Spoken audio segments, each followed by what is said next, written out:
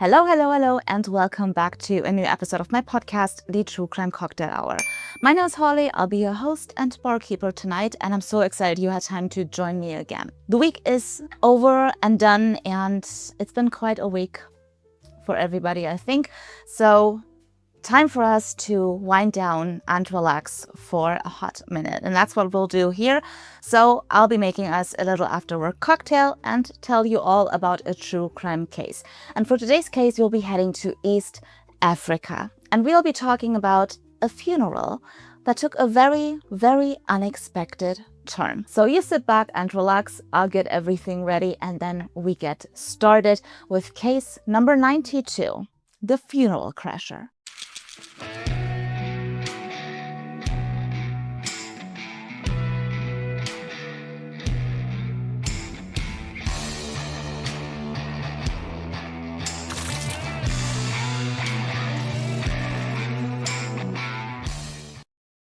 So, as aforementioned, we will be heading to East Africa for today's case, specifically to Burundi.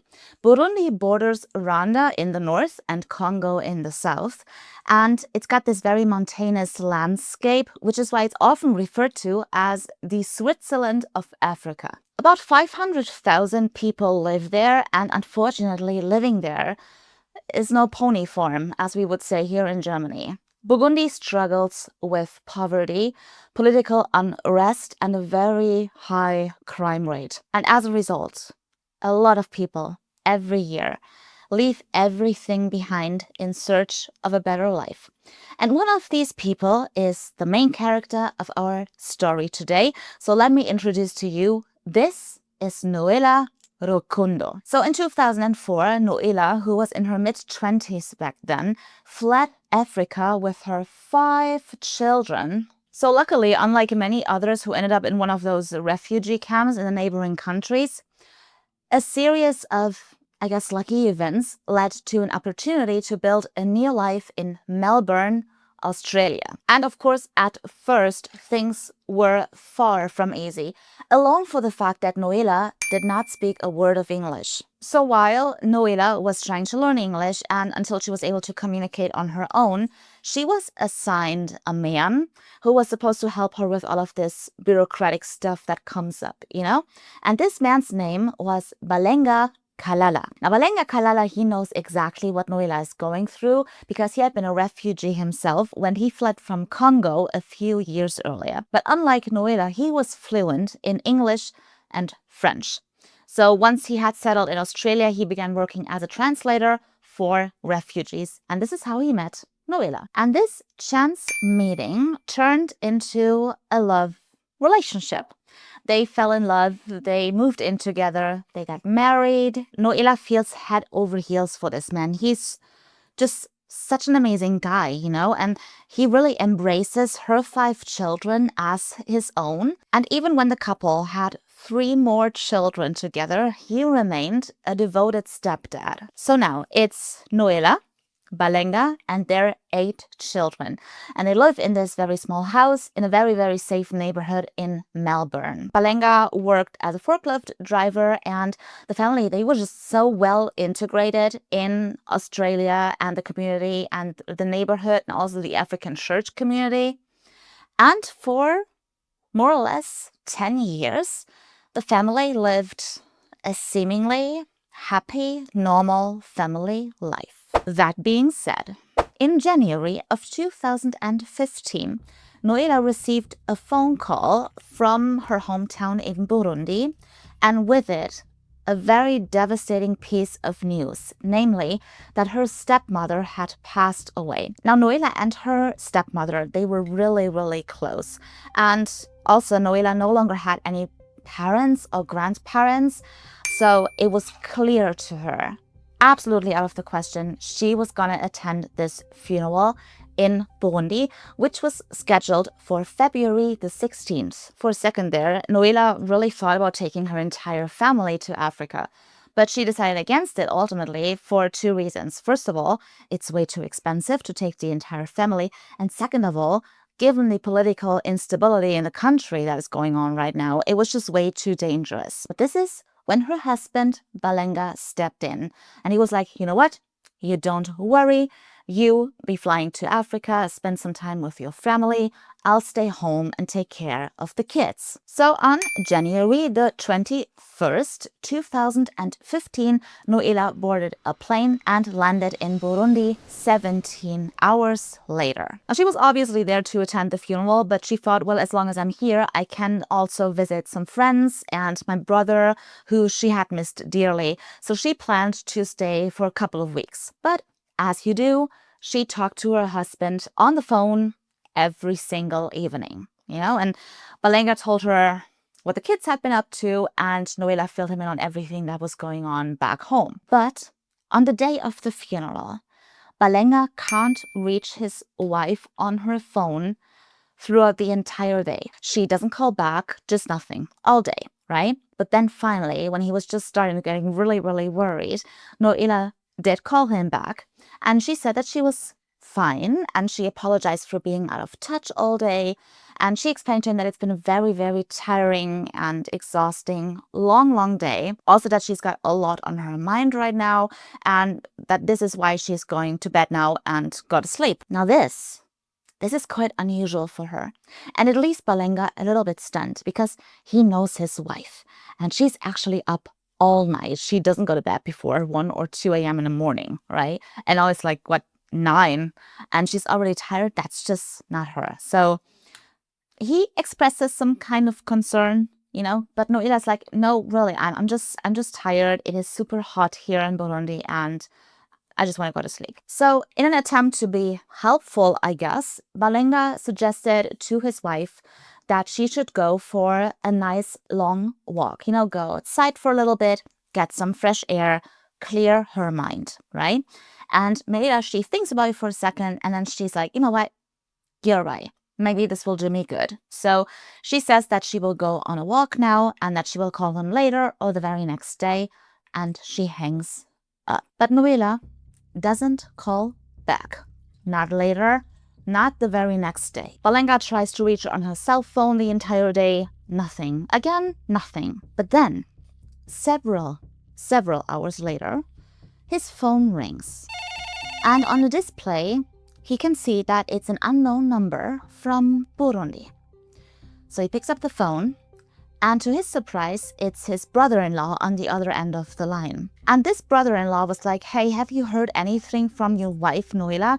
We were supposed to meet for breakfast, but she never showed up. Also, no one at the hotel knows where she's at. Her friends haven't heard from her, just nothing. She just vanished. Now, this is when Balenga gets really worried because he hasn't heard from her either. So he tells that to his brother-in-law, and they both agree that something isn't right here. Something is up, right? So this brother-in-law, he suggests to Balenga that he's going to go to the police now and report Noela missing. And Balenga, obviously trying to help, asks if he can do anything. And his brother-in-law says, yes, actually, as a matter of fact, you can. Because here's the thing. The police in Burundi are so corrupt.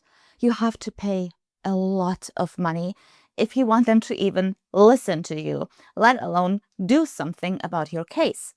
So this brother-in-law asked Balenga to transfer him approximately 350 Australian dollars via Western Union, which Balenga does. So this brother-in-law promised Balenga to call him as soon as they figured out something or know where she's at. He will keep him up to date, and he hangs up. And then for a couple of days, nothing happens.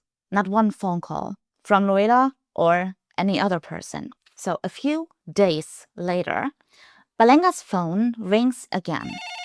Again, it's an unknown number from Burundi, but this time it's not his brother-in-law, but an acquaintance of Noela's.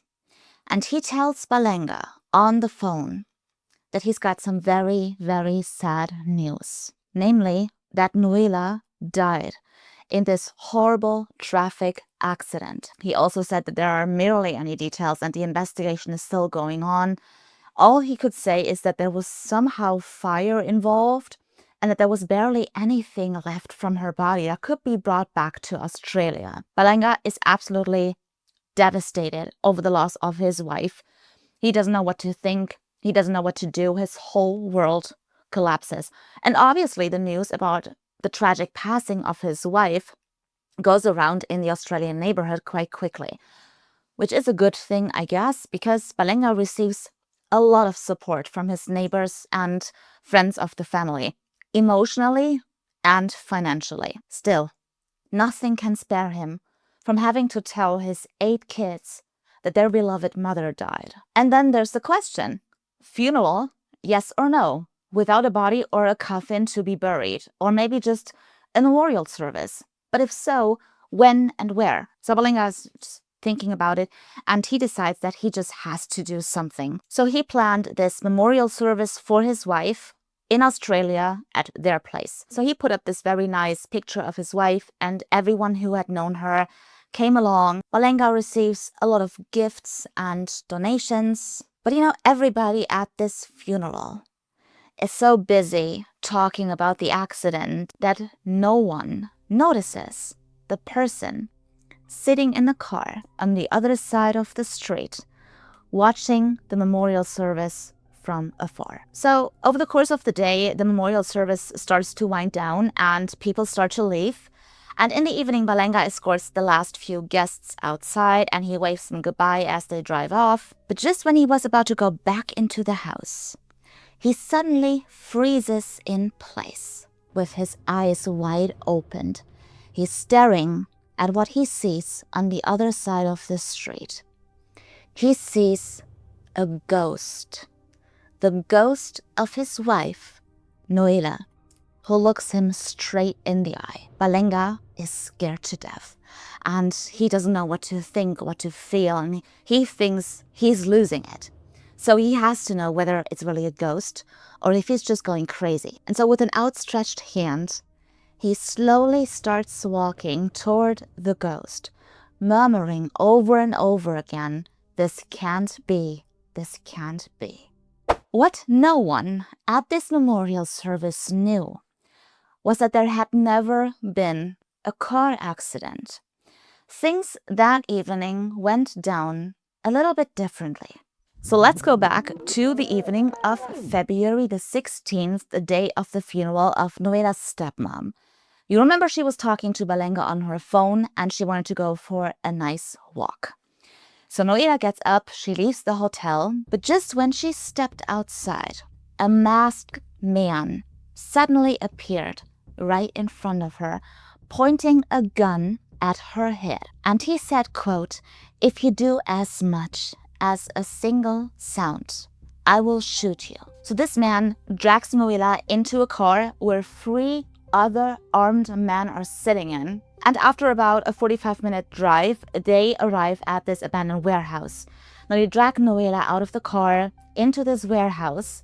They sit her on the chair, they tie her up, they blindfold her.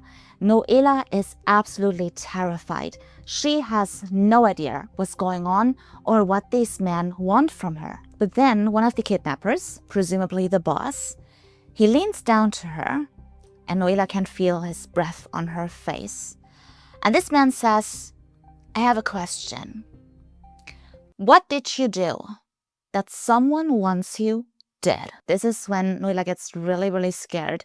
So she really tries to convince them that she is a good woman, that she done nothing, that she caused no harm to anybody, and that she is a peaceful person. And she really is. So this is why she thinks that maybe this is all a huge misunderstanding. So when she tried to explain to these men that maybe, just maybe, they kidnapped the wrong person, to her surprise, these men burst out in loud laughter.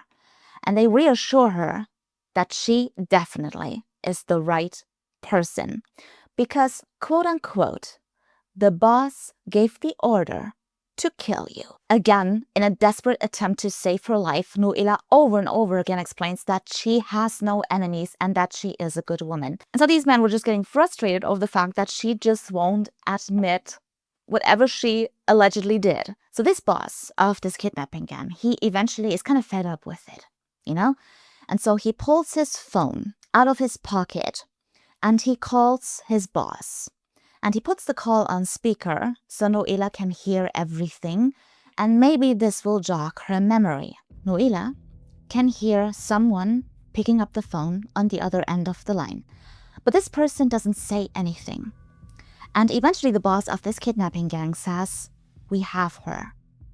To which the other person replied, "Good, kill her." And in that moment, her whole world fell apart. Everything around her started to blur. She did not know what to feel. She did not know what to do because she recognized the voice on the other end of the line. And it was the voice of her own husband, Balenga. And imagine this, the last thing she hears before she falls unconscious due to the shock is her husband discussing in detail with the kidnappers what should be done with her body to make it as hard as possible to identify her if she is found at all. A few hours later, Noela wakes up again, but she immediately knows where she's at and why she's there. And she also knows that she is going to die because she knows these types of gangs and she knows that they are willing to do everything for money. Even though she is a little bit surprised that she is still alive. Why haven't they killed her yet? Now check this out. Noela is right. This gang would do everything for money. Everything but one thing. There's one thing they won't do. There's one principle that they strictly follow. And that principle is, we do not kill women or children. However, the financial offer from Balenga for the murder of his wife was so goddamn tempting. Do you want to guess? How much do you think Balenga paid these four men?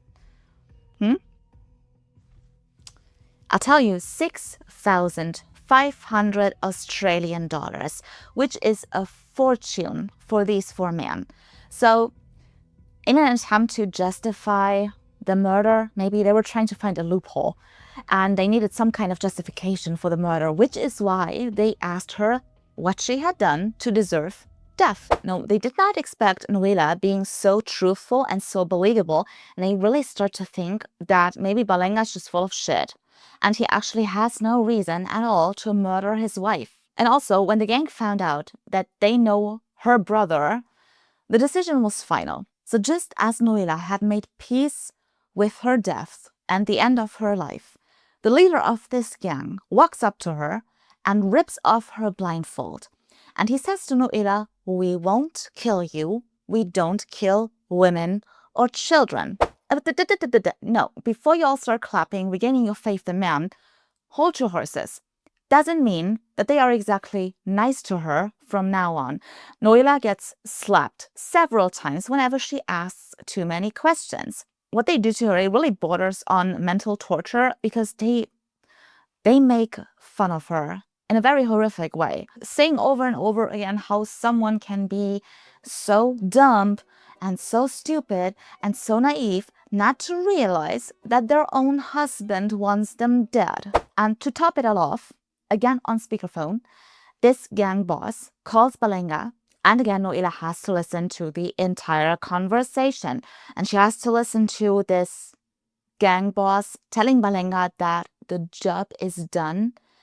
And she has to listen to her husband thanking these men over and over, being like, "Oh, thank God, thank you so much. You're part of my family now," like a true lunatic. 48 hours after she was kidnapped, Noela was released by the four men somewhere in Burundi on the side of the street. They gave her 80 hours to get out of this country, but not without giving her one final mission, one last task. Again, being super not nice, they explained to her, "Listen, girl, our decision not to kill women or children is the only reason you are still alive. And the only reason we are letting you go is so you can go back home and tell all these other naive, dumb, stupid women like you what happened to you and warn them."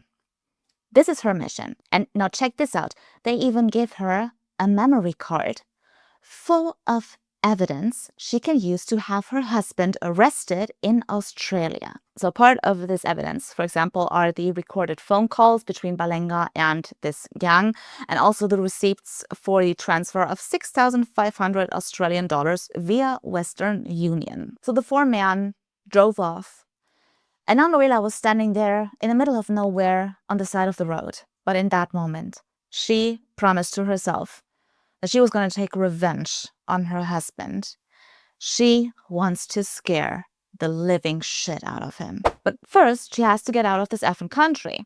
So the first thing she does is she calls the Australian and African embassies, and she asked for help returning back home. Next, she calls the priest from her local church community, who they were very close to, and he also thought that she really died in this car accident, and now she was suddenly on the phone. So he's actually the first to hear what had happened to her.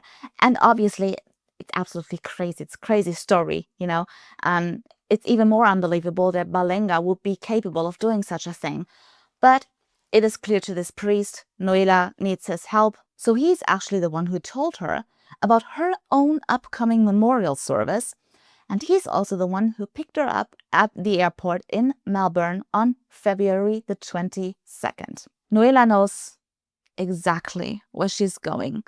So she drives up to her house because it's the day of her memorial service. So she drives up to her house and she turns off the car and she watches her own funeral from afar. And she also watches her husband talking to everybody, waving everyone goodbye, saying thank you to everybody, just acting like this grieving, desperate, sad, and lonely widower. The same man she had loved so deeply for 10 years and was happy with for 10 years.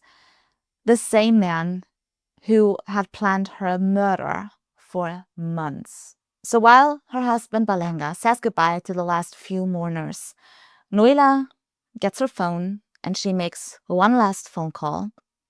And then she gets out of the car. She walks up to the house. And this is it. Her husband staring at her. This expression of disbelief and panic.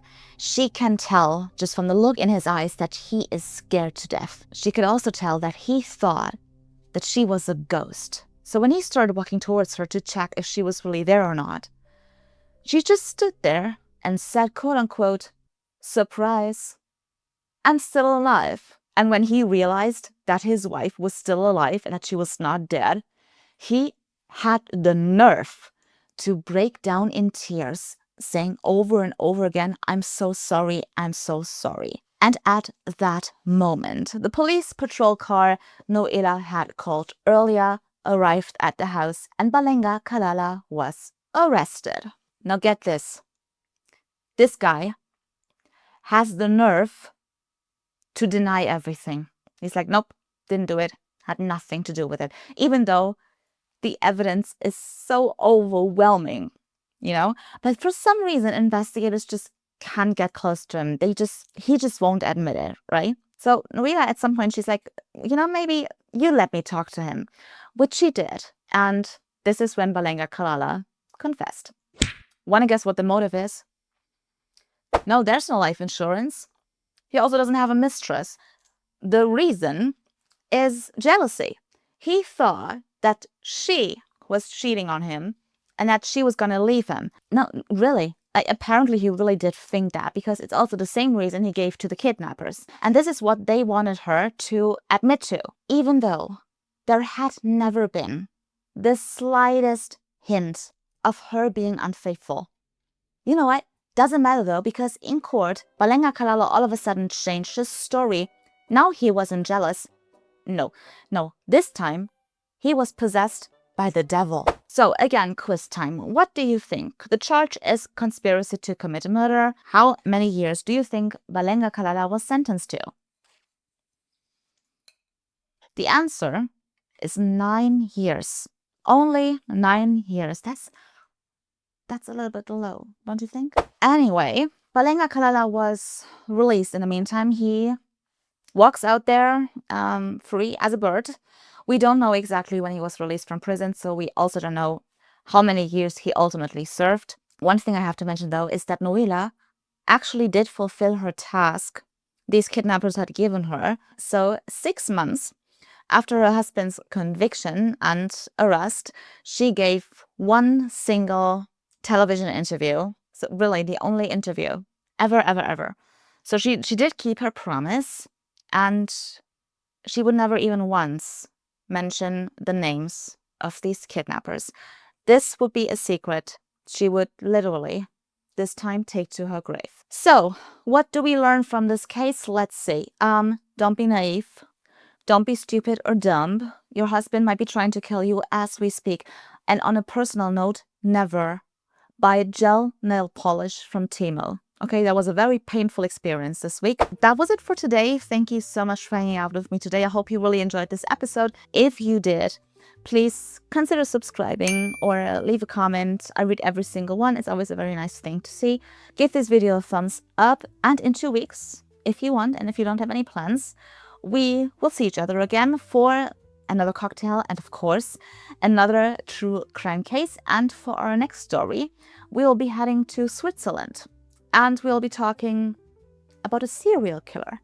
So I'm really looking forward to that. Until then, have a lovely weekend.